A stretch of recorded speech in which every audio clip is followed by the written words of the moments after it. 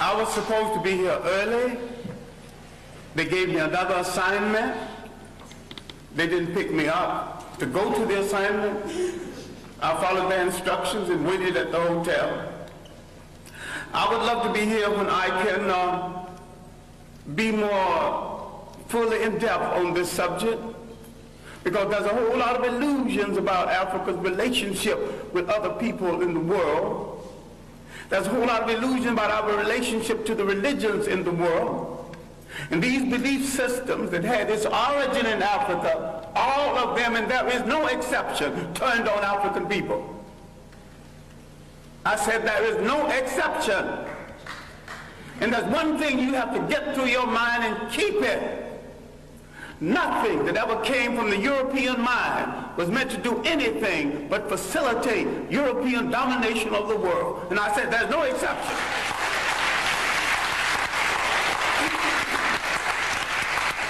Everything that was brought into this continent, everything, every idea, every so-called religion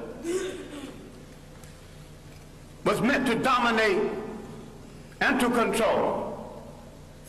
The Arabs had no illusions about it. The Europeans had no illusions about it. You were the ones with the illusions. And yet every element that went into the making of every major religion in the world started in Africa. Why is it that you are so naive? You let people redress something that you invented, sell it back to you, and enslave you through it.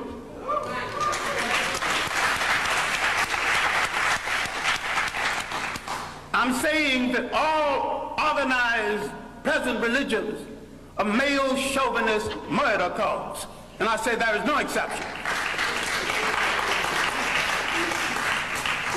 Why I wanted to be here earlier, I wanted to deal with our relationship with the people of the world and the fact that we created peaceful nations that had no word for jail because no one had ever gone to one.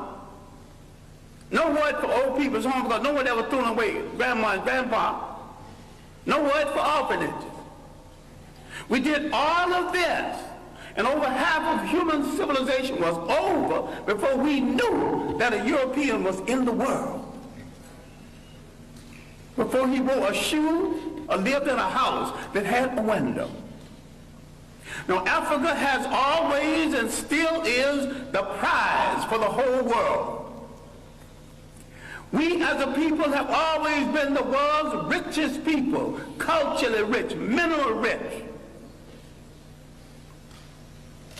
We have always been the prize because we have always had and still have something that other people won't, think they can't do without, and don't care to pay for.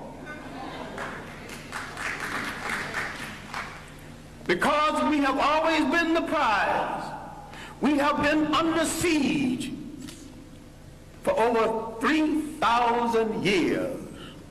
Nothing that ever brought into Africa from the outside was meant to do the African any good. That means all other religions. Islam was the handmaiden of Arab imperialism. Christianity was the handmaiden of European imperialism. The Hebrew faith was the handmaiden of a concept called the chosen people. Now, if God is kind and God is merciful and God has no stepchildren, he won't choose one over the other. And to say he chose some people, you're making him a bigot. And to say that he endorsed enslavement of one people over the other, you're making him an accessory to murder. The Arabs used Islam to rationalize their slavery and their imperialism. The Europeans used Christianity to rationalize their slavery and imperialism. Who are you kidding about friends in the world? Damn it, if you want a friend, look in the mirror.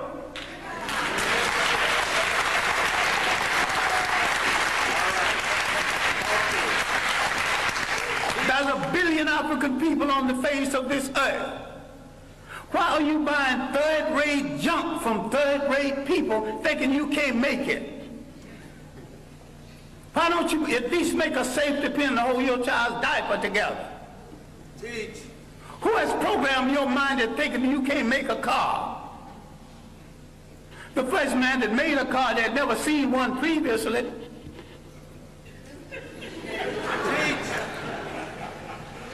The Japanese bought cars, bought locomotives, broke them down and studied them, and had a Japanese technician produce each piece, put it together, and had a much better train than the one they copied from. All knowledge in the world belongs to everybody in the world. Yes. Who has programmed our mind in assuming that we cannot run a nation and run it well? The main thing imperialism did, slavery and imperialism, that they removed African people from the respectful commentary of history. And they tell them something they are still telling them, and all of the organized religions are guilty of this. I favor none of it because Africa didn't need any of it. I'm saying that African belief systems, properly understood, is 10 times better than Judaism, Christianity, and Islam. And better for the Africans. Now you might have some romance with one of these religions. I have no romance with any of them. I have a romance with reality and truth.